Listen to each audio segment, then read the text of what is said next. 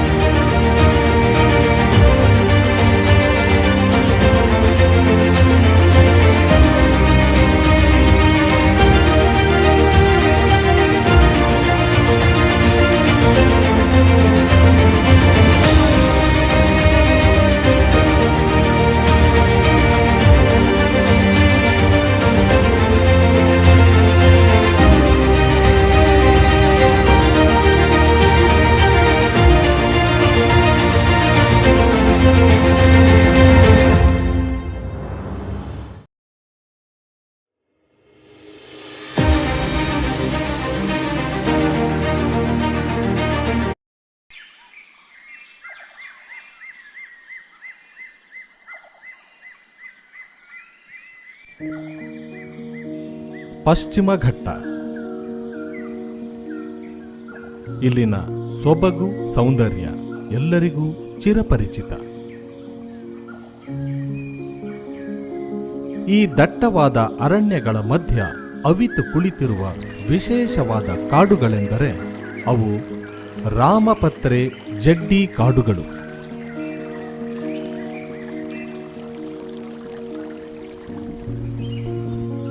ಇವು ನಿತ್ಯ ಹರಿದ್ವರ್ಣ ಕಾಡುಗಳ ಮಧ್ಯ ಕಂಡುಬರುತ್ತವೆ.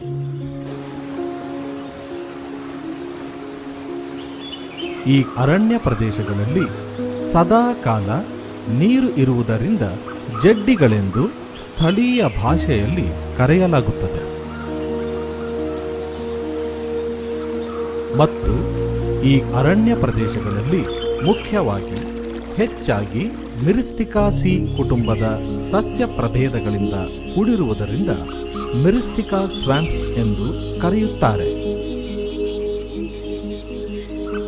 ಈ ಕಾಡುಗಳು ಅತ್ಯಂತ ಪುರಾತನ ಕಾಡುಗಳಾಗಿದ್ದು ಇವುಗಳು ಗೊಂಡ್ವಾನ ಕಾಲದಿಂದ ಈ ಭೂಮಿಯ ಮೇಲೆ ಇರುವ ಆಧಾರಗಳಿವೆ.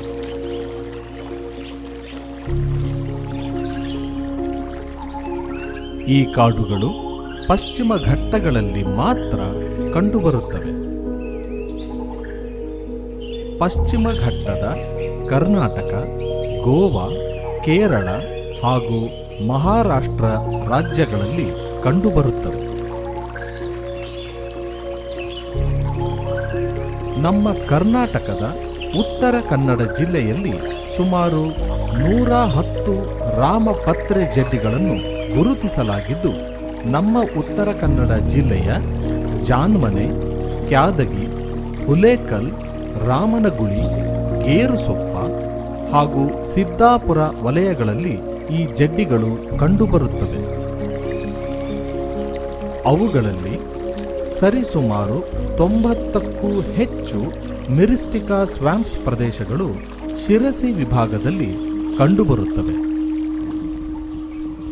ಕತ್ತಲೆಕಾನ್, ಮಲೆಮನೆ, ಜಡ್ಡಿಕೊಡ್ಲು, ದೇವಿಕಾನು, ದೇವಿಮನೆ, ಅತ್ತಿಗೇರಿ ಜಡ್ಡಿ, ಹುಕ್ಲಿ, ಖರ್ಸೆಕಾನು, ಸಂಪಾನೆ, ಮಾಸ್ತಿಗುಳಿ ಇವು ಕೆಲ ಉದಾಹರಣೆಗಳಾಗಿವೆ. ಈ ಜಡ್ಡಿಗಳು ಜೀವ ವೈವಿಧ್ಯತೆಯಲ್ಲಿ ಅತ್ಯಂತ ಶ್ರೀಮಂತವಾಗಿದ್ದು ಪರಿಸರದ ಸಮತೋಲನೆಯಲ್ಲಿ ಅತ್ಯಂತ ಮುಖ್ಯವಾದ ಪಾತ್ರವನ್ನು ನಿರ್ವಹಿಸುತ್ತವೆ.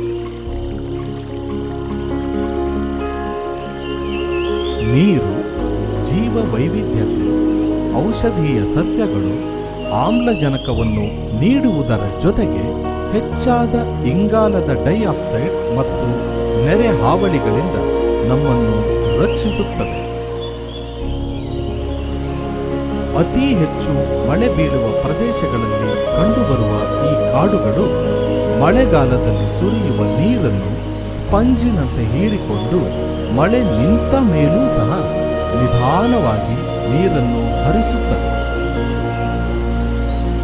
ಇದರಿಂದ ವರ್ಷವಿಡೀ ಈ ಜಡ್ಡಿಗಳು ತೇವವಾಗಿರುತ್ತವೆ. ಈ ಜಡ್ಡಿಗಳು ಸದಾ ಶುದ್ಧ ನೀರಿನಿಂದ ಕೂಡಿದ ಜೌಗು ಪ್ರದೇಶಗಳಾಗಿವೆ ಹಾಗೂ ಸುತ್ತಮುತ್ತಲಿನ ನದಿಗಳಿಗೆ ನೀರಿನ ಮೂಲಗಳಾಗಿವೆ.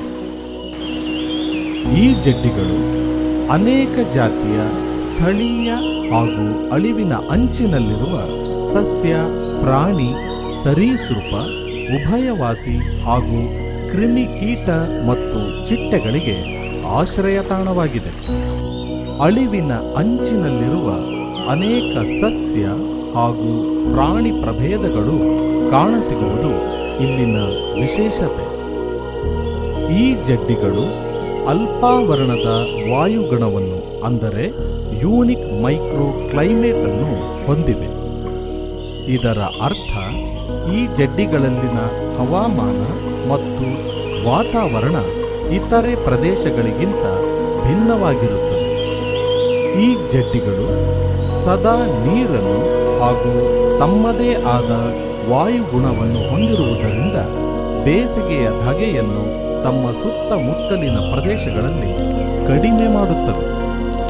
ಈ ರೀತಿಯ ಅರಣ್ಯಗಳ ವಿಶೇಷತೆಯನ್ನು ಮತ್ತು ನೈಸರ್ಗಿಕ ಉಪಯೋಗ ಅರಿತ ಮೇಲೆ ರಾಜ್ಯಾದ್ಯಂತ ಗುರುತಿಸುವ ಕಾರ್ಯಗಳನ್ನು ಕೈಗೊಂಡಿದ್ದು ಇತ್ತೀಚೆಗೆ ಚಿಕ್ಕಮಗಳೂರು, ಸಕಲೇಶಪುರ, ಕೊಪ್ಪ, ಹೊಸನಗರ ಹಾಗೂ ಕುದುರೆಮುಖ ಪ್ರದೇಶಗಳಲ್ಲಿ ಕೂಡ ಈ ಜಡ್ಡಿಗಳನ್ನು ಗುರುತಿಸಲಾಗಿದೆ. ಇಲ್ಲಿ ಕಾಣಸಿಗುವ ಮರಗಳ ಬೇರುಗಳು ವಿಶಿಷ್ಟವಾಗಿ ವಿನ್ಯಾಸ ಹೊಂದಿವೆ.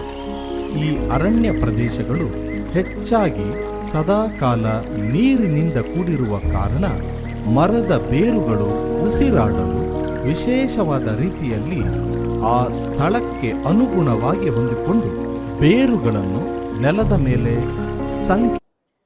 I repeat, everyone regather in the hall for the completion of technical session of National Symposium.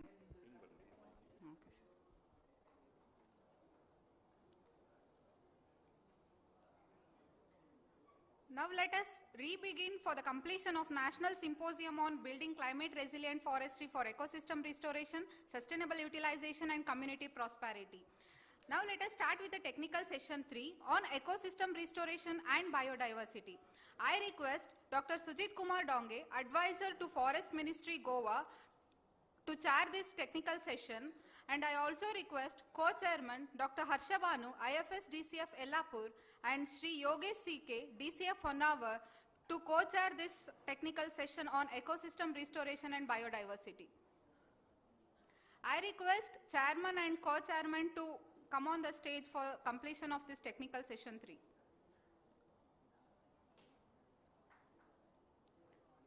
The rapporteurs of this session are Dr. Harmant M. and Dr. Mahesh Nayak BL. The invited speaker of this session are Dr. N. Shivaprakash, Senior Applied Scientist, the Nature Conservancy Center, New Delhi. Dr. Sujit Kumar Donge, Advisor, Forest Ministry, Government of Goa. Professor K. Kotresh, Professor Botany, KCD, Dharwad. Dr. R. Lokesh, former Register, Shumoga. And the oral speakers of this session are Shri C.R. Nayak, Deputy Ranger Forest Officer, Tejaswini S., PhD Scholar, Department of Studies in Marine Biology, Karwar, Karnataka University, Dharwad. Dr. Gulnaz Kwarshi, Faculty, Marine Biology, Karnataka University, Postgraduate Center, Karwar. I request the invited speakers to restrict your time for 10 minutes and oral speakers to restrict your time for 5 minutes.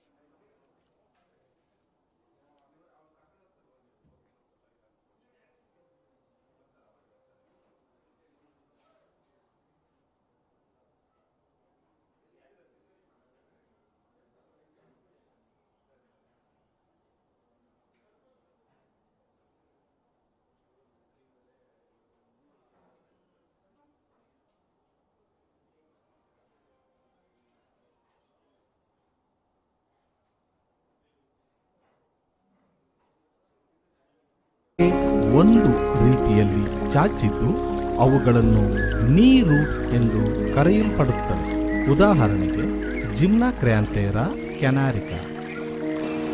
ಮಳೆಗಾಲದಲ್ಲಿ ಈ ಅರಣ್ಯ ಪ್ರದೇಶದಲ್ಲಿ ಅತ್ಯಂತ ಜೋರಾಗಿ ರಭಸದಿಂದ ನೀರು ಹರಿಯುವ ಕಾರಣ ಅಲ್ಲಿರುವ ಮರಗಳು ಬಿಗಿಯಾಗಿ ದೃಢವಾಗಿ ನಿಂತುಕೊಳ್ಳಲು ಭೂಮಿಯ ಮೇಲೆ ವಿಶೇಷವಾದಂತಹ ಬೇರುಗಳನ್ನು ಹೊಂದಿದ್ದು ಆ ಬೇರುಗಳು ಈ ಮರವನ್ನು ಬಿಗಿಯಾಗಿ ಹಿಡಿದಿಟ್ಟುಕೊಳ್ಳಲು ಸಹಕಾರ ನೀಡುತ್ತವೆ. ಈ ಬೇರುಗಳನ್ನು ಸ್ಟಿಲ್ಟ್ ರೂಟ್ಸ್ ಎಂದು ಕರೆಯಲ್ಪಡುತ್ತವೆ. ಉದಾಹರಣೆಗೆ Myristica ಫಟುವಾ.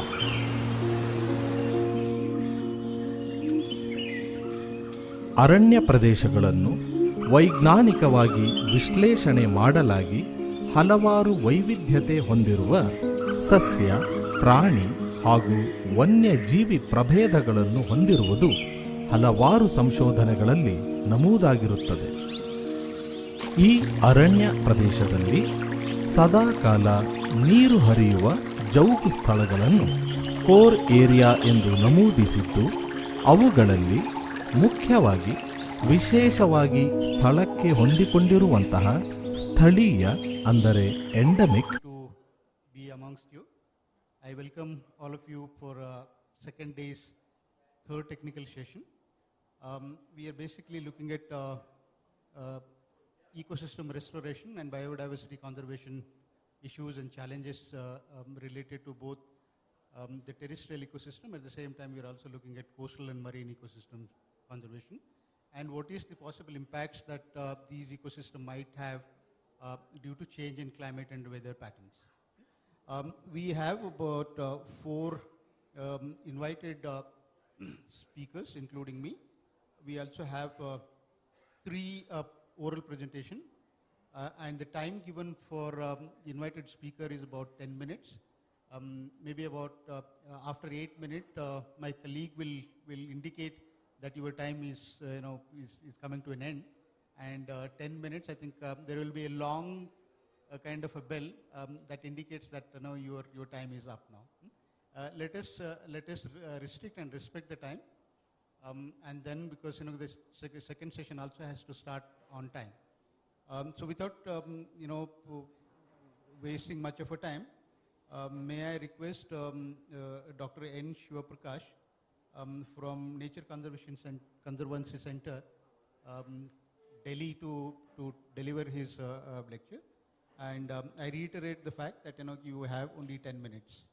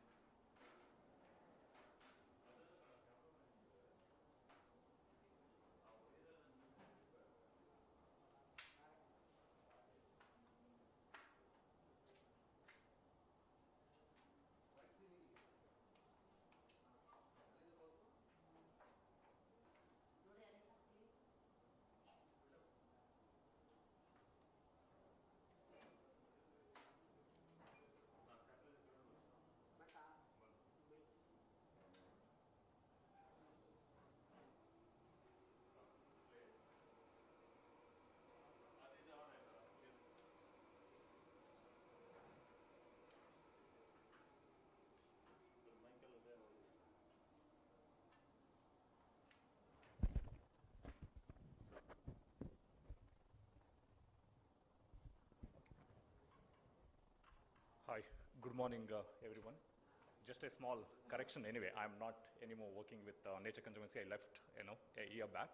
So right now I'm associated with an organization called Soniti Global, where I lead this vertical called Energy and Environment.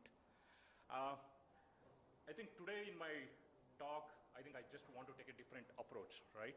So trying to understand that how this biogeography and so basically, I want to kind of bring a very different perspective here, right? So why understanding the biogeography and evolution of tropical rainforest is very important in their conservation as well as when you are prioritizing strategies for restoration, right? Can you go to the next slide? So I just would like to set the context. I think as you know, the tropical rainforests are mostly distributed both in the neotropics as well as the paleotropics, right? When you say neotropic, it's mostly the South American region. And the paleotropics, that includes Africa as well as, can you just go back? So Africa as well as, so Southeast Asia, right? I think the Western Ghat also comes under the paleotropical world, right? So today now we are all talking about the climate change. So the climate change is a not very, very new thing for the Earth, right? Because Earth has gone through so many cycles of the climate change. So today when we talk about climate change, we just talk about global warming, but climate change includes both global warming as well as global cooling, all right? So I think in the last 15 years, my research focused on trying to understand how this tropical rainforest assembly and the flora has happened, especially in the Western Ghat, in collaboration with, so Professor Vasudeva and Jagdish MR and all. So I think my approach integrates multiple disciplinary principles like fossils, DNA analysis, climate modeling and others, and try to understand that how this tropical forest has evolved, right? I think that's what my focus of the research, And I think in this talk, I choose two different plant families, Dipterocarpaceae and Myristicaceae. And using them, I just kind of would like to highlight why Western Ghat biodiversity is so important to conserve. It is not that this place is so biodiverse, but they also have a very unique, biogeographic history and evolutionary story to tell us. And especially the Western Ghat, they preserve very, very ancient lineages. I think that's one of the main reasons that we also should conserve biodiversity in Western Ghat. Can you go to the next slide? So as I told you, because we still continue to discover a lot of species in Western Ghat or in northeast region and many other biodiversity hotspot, right? And we also kind of have very rich endemism. And as I told you, so the Western Ghat also preserves very, very ancient lineages, right? So why the Western Ghat actually preserves very ancient lineages compared to Northeast or any other regions in India? So that is because if you go back so can you go to the next slide? So for example, Earth has gone through so many geological modification between 300 to 500 million years. I think at least Earth has gone through 6 times of the continental drift. Then the continents have kind of assembled and they have taken a different shape. And based on where your continent positioned, then the climate also varies, and based on that you also see that species evolve and assemble in that region, right? So today I mostly kind of want to focus on the time period between 130 million years and today. I think that's when the Cretaceous or Jurassic era and today's Anthropocene, and try to see that how this climate and geological events has influenced the biodiversity that what we see today. So mainly focusing on taking the example of these families, right? Probably if you go back to 300, 500 million years, Earth was a one single mass. So that's called as Pangea, right? Then the continents started breaking up between 300 to 500 million years, right? And you have both East Gondwana and West Gondwana. The breakup of East Gondwana and West Gondwana happens between 160 million years, and around 130 million years, the West Gondwana again started splitting. But what is so very, very interesting about India, when you actually look into their geological history, so India is the only landmass in the world, in the geological history, in 160 million years, it has traveled 9,000 kilometers. And during this journey, it went and met with many other small landmasses. Because it met with so many landmasses, it also has carried a lot of biota from there. And that's one of the reasons that, why you see a lot of, very, very ancient lineages here, right? So can you go to the next slide? So now I just want to take a, Dipterocarpaceae as a model and tell you a story that, how this tropical rainforest might have evolved in Southeast Asia. Okay? So I think you all might have seen Dipterocarp forest, because Dipterocarp forest, globally as used as one of the model system to try to understand how this tropical rainforest rich in biodiversity has evolved, right? And in Western Ghat too, I think we see, I think, number of Dipterocarpaceae species, right? I also want to tell you, because when we started this research, I think in around 2014 or 15, so there is a lot of push from China to enforce this theory that, whatever the biodiversity you see in Southeast Asia, it mostly came from China, right? And they kind of wanted to highlight that the China played a very major role in diversification of this biodiversity in many of the Southeast Asian region. And there was a lot of money funded just to kind of enforce that theory so that the people buy it, right? Even the Western world accepted that for a very, very long time. I think it's more than 150 years, right? I think that's when myself and my supervisors, I think his postdoc was on the Dipterocarpaceae. Then we thought, I think that's maybe a false hypothesis. I think we kind of need to go much more deeper and try to understand the significance of India, basically to influence the diversification and evolution of the rich biodiversity what you see today in Southeast Asia. Can you go to the next slide? Okay, this work basically integrates fossils, DNA analysis. We also do a past climatic analysis, try to understand that how these Dipterocarps evolved. They came and colonized, and from India, they actually went to Southeast Asia to diversify further, right? So this paper we published in Science. I think that's one of the topmost journal in the world. And I think this was my PhD student, so the work where we collaborated with this Birbal Sahni Institute of Paleoscience. What we did in this study, basically we discovered fossils which are around 69 million year olds of Dipterocarpaceae, both in India as well as Africa. Can you go to next slide? And anyway, so we also had a very hard time to kind of, publish this paper because that's the topmost journal, because already the Western world enforced this idea on us that everything came from China to Southeast Asia and from Southeast Asia to India. It almost taken back-to-back 4 times revision just to accept the review, to convince the reviewer that, so this is a strong data to suggest that, India has played a very, very major role in expanding this tropical rainforest, right? So here, basically what you see is the DNA analysis, that's the phylogeny. Then you also see that, over a period of time, how these lineages have accumulated in Dipterocarpaceae, right? Actually, when you see here, Dipterocarps has actually evolved around 130 million years before present. That's even before the dinosaurs got extinct, right? Then you see that they kind of, come and colonize in India around 70 to 75 million years, right? I think in between 90 million years, India starts separating from Africa and Madagascar. And in 85 million years, there is a very island kind of a, land structure which forms called as Kohistan-Ladakh arc. And through this Kohistan-Ladakh arc, actually this Dipterocarps traveled to western part of India, then western part of India to Western Ghat and Sri Lanka. So that's how the colonization happens, right? Again, around 55 million years, what happens is the Indian landmass go and collided with the Asia. And that's when the Himalayan mountains evolved, right? And one more interesting geological feature of the Western Ghat is, I think Western Ghat is one of the most oldest mountain formation, so in India, right?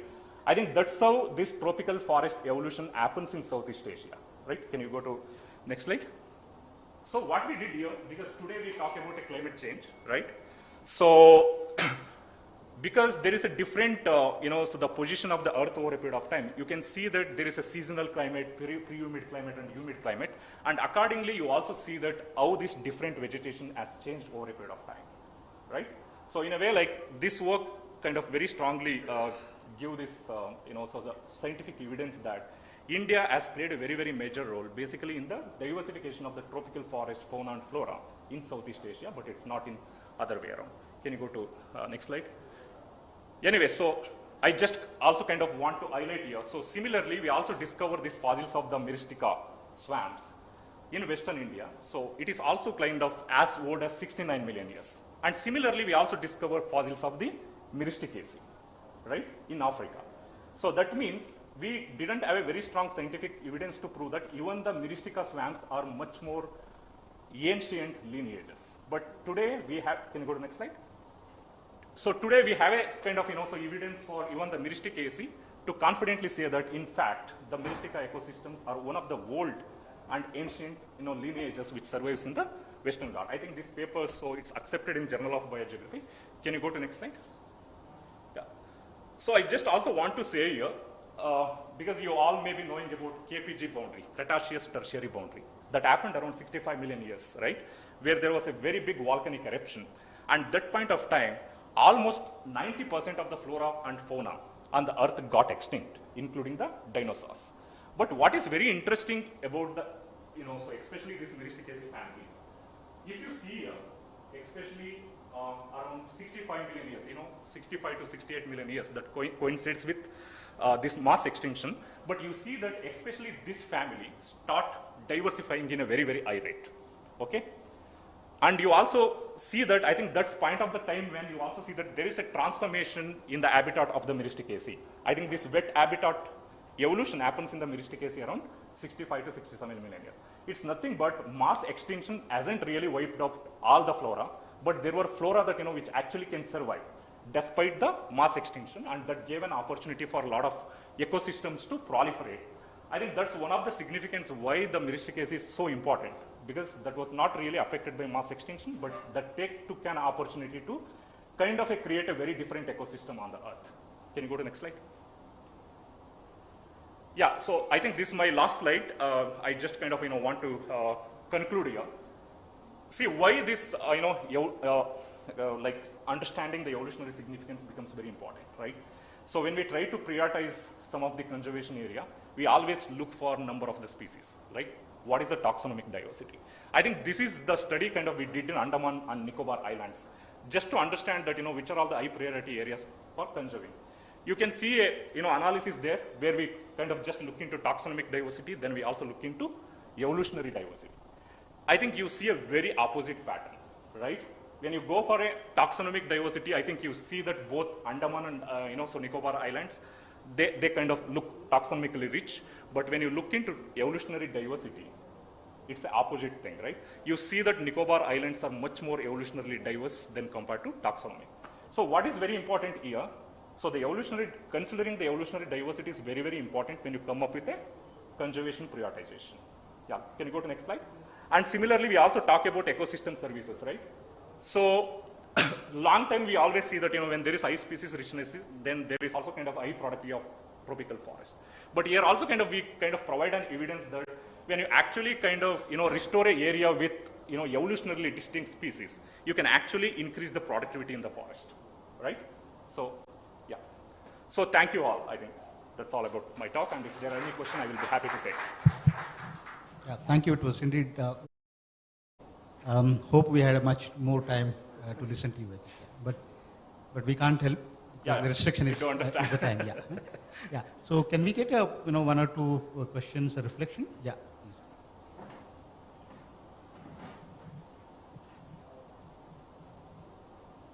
Hello.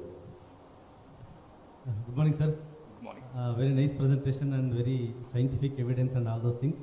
Yeah, one of your slide you have mentioned that Meristaka swamps or species are also found in the Africa, okay, because of the continental and all those things.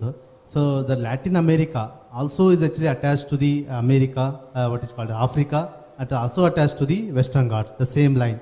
Okay, that because of the continental drift it has changed. Okay, so do you have or any research papers which can show that there is evidence of Meristica swamps in Amazon also?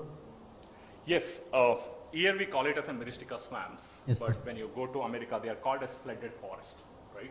Yeah. And similarly in Southeast Asia, we call it as a peat swamps, right? You do have, but what is very interesting about Southeast Asian Meristicaceae, I think this flooded habitat very, very frequently has evolved in Southeast Asian forest, but not really in African forest or Amazon.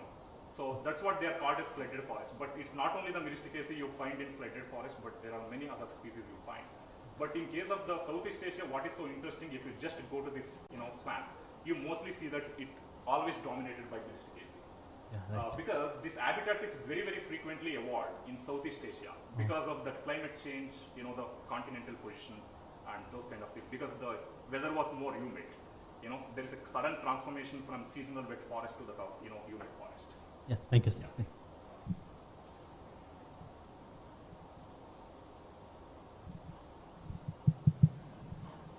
Okay. Thank you. Anyone else want to ask anything? Or yeah. Thank you, Dr. Lokesh. It was wonderful. Yeah. Yeah. So next is mine. Actually, I'll just.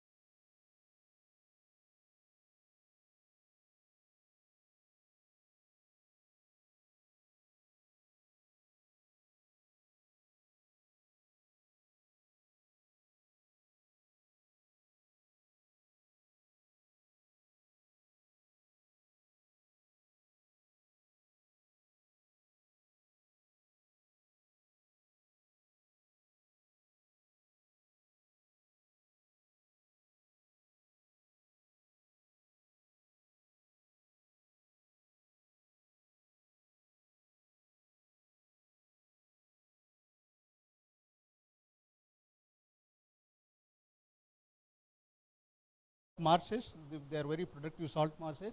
You also have coral reefs, productive mud flats, seaweed and sea grasses. At the same time, you also have sand dunes. If you look at its importance in terms of both supporting human life as well as supporting the diversity, it is home for the world's, it's highly populated areas. It also says that 2/3 of world's largest cities are located on the coastal areas, especially if you look at India. 3 major cities, Calcutta, Bombay, and Chennai, are actually located on these coastal areas. 2/3 of the global fish production that comes from this area. Half of the global tourism earning that happens from these coastal areas. This is extremely important to understand that the moment you go to coastal areas, of course you would like to go and see the beaches and all these things. Beyond the beaches, there are certain places like the mud flats. These are also coastal mud flats, which are highly rich in terms of biodiversity. It's important to understand what happens if there is a change. If there is a change, sea level rises. The moment sea level rises, a lot of displacement happens from from the area of this mud flat towards the landward side. Displacement is something which is a cause, basically effect. Then flooding happens, submergence of lot of areas, and that actually leads to something called shift in ecological niche. Beaches are just not sandy, but there are also rocky beaches. And what these rocky beaches do is basically they protect a lot of this storm surge that actually comes from the ocean. They reduces this storm surge velocity and protects these beach areas. At the same time, they are also very, very important in terms of supporting the life. These are the rock pools. If you go to any of the places, especially, this is my PhD site. If you go and see that, the kind of rocks that you see and these kind of holes that you see are done in for several thousands of years because of the pressure coming from the ocean. So these are all very important. What happens? These crevices are very, very important habitat for large number of coastal and marine organisms. We did a small study in one of the small rock pools in a place called Bogmalo.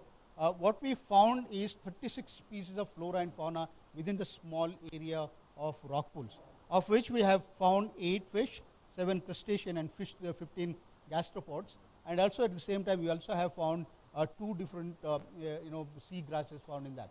So what it basically indicates is that though we may not understand or we may not value this particular coastal rock pools when it comes to the planning purpose, but these coastal rock pools are highly ecologically sensitive. At the same time, they are also very, very productive in terms of goods and services. This is what happens. These are all beautiful pools that is created. And these beautiful pools are created because of this pressure. It's the tidal influence that we get on this area.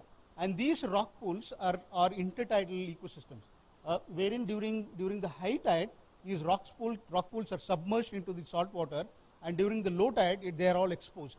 And this phenomenon of influx, high tide and low tide is a very essential for the life and sustenance of these creatures that we have. Another thing which is very, very essential, very important to understand for all of us, including the Forest Department and Environment Department, is to understand the importance of coastal sand dune ecosystem. These sand dune ecosystem are called coastal deserts. They're all deserts, and they're also very essential and very, very important in terms of water security. So these ecosystems are referred as water filtering grounds. Okay, so whatever the rainfall that you get, they allow this filtration to happen, and later, you can use this water for the consumption purpose along, in this coastal ecosystem. Now look at this, very, very important thing. For example, this is the sea, and you can see this black one. This is something called intertidal area. The high tide reaches up to this particular place, and suddenly there is a dune formation that happens. They are called berms, and this is the first level of vegetation that you get on the coast, the sand dune vegetation. And these vegetations are xerophytic because they they have to sustain in these areas. Now, if you look at the first level of vegetation, the first level of vegetation is always a creeper. Actually, they are sand binders. They bind the sand, do not allow the sand to actually get into, so therefore they are actually avoiding the sea erosion.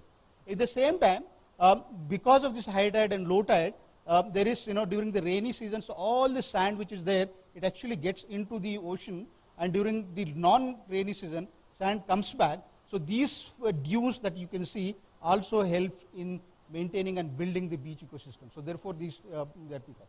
Now the second thing that if you look at it, you have these spinifex, and then you have these kind of things. And if you look at this, the vegetation profile of this particular area is absolutely beautiful actually. Look at this, the first thing, the first level of vegetation, which is a dune, and then you have the second level of vegetation, which is taller than the first, and then you have this low-lying area, they're called slags.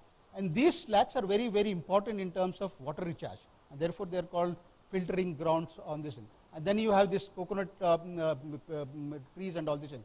Now if you look at the profile, this profile goes this way and comes down, and suddenly it goes off and this thing. Now what is the ecological benefit that you get from here is that if suppose there is cyclonic wind coming from the ocean, what they do is the first level of defense to reduce the velocity of cyclonic wind are these creepers basically. Okay, so what do they do is they get hit first, and what happens is the moment they get hit, the velocity of wind reduces, and then it changes its course to the second level, and the second level that you can see here is the vegetation is taller than the first one, and they also break this wind velocity, goes on top and shear, and the wind actually flows this way. So what is essentially doing is ecosystem services, these sand dune profile, vegetation profile, are actually protecting us from greater damage from this cyclonic wind. So therefore they are very, very essential in terms of it. It's also very important for all of us to understand the sensitivity of the beaches compared to the sand dune. Sand dunes are most sensitive for any of the changes. Okay? So therefore it's very important for all of us as a forester to understand that please do not go and do any plantation activities there, because the moment you do any plantation activities in the name of shelter,